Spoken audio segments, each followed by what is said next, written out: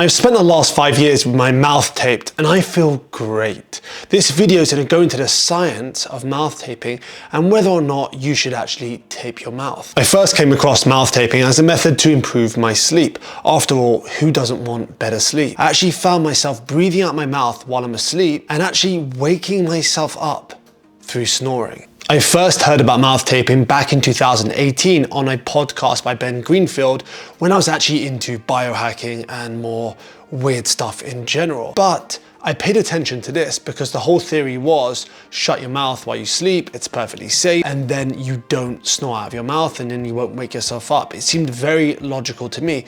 There were many more benefits, which I'm about to go into, but this was the premise behind me even experimenting with it. Mouth taping is generally not great for us as it can cause issues with our sinuses, increase fatigue.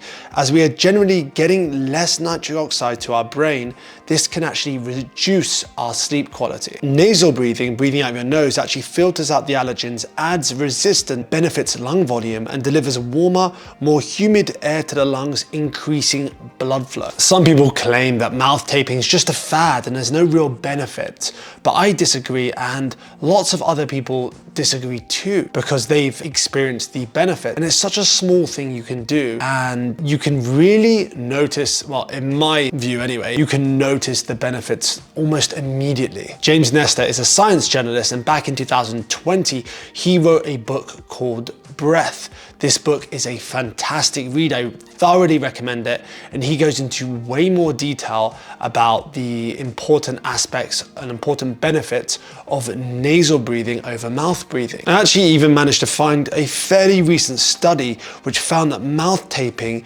improved the snoring and sleep in people with mild obstructive sleep apnea. That's basically me, someone that will sleep with their mouth open and have trouble breathing and they wake themselves up because of that. And probably the best thing about mouth taping is it's perfectly safe unless you cannot breathe out of your nose for whatever reason. Say you have some sort of obstruction or you have some sort of nasal breathing issue which prevents you from breathing out of your nose, then it can be an issue and I don't recommend doing it. But if you've got everything else in check, you're losing fat, you're focusing on getting more steps in resistance training, you're moving the big rocks, this might be a pebble you want to consider to improve your sleep. And what helps is I can actually use this cheap stuff from Amazon. This is like peanuts and lasts a long time. But if you want more comfort, you want more of a comfortable mouth tape, then you can go for this Better mouth tape. I actually know the founder of this company. His name's Sam. It's very, very good mouth tape. For me personally, I can get away with using this, but this does feel more comfortable, the Better mouth tape. I'll just show you it now. Take out the pack. Comes like this, so you can either wear it vertical or horizontal. It's completely up to you. It's very comfortable, easy to take off. Sometimes people can find that the cheaper tape can pull a bit. I personally don't actually find that, but I do find this to be more comfortable, and I don't use it vertical, I use it horizontal.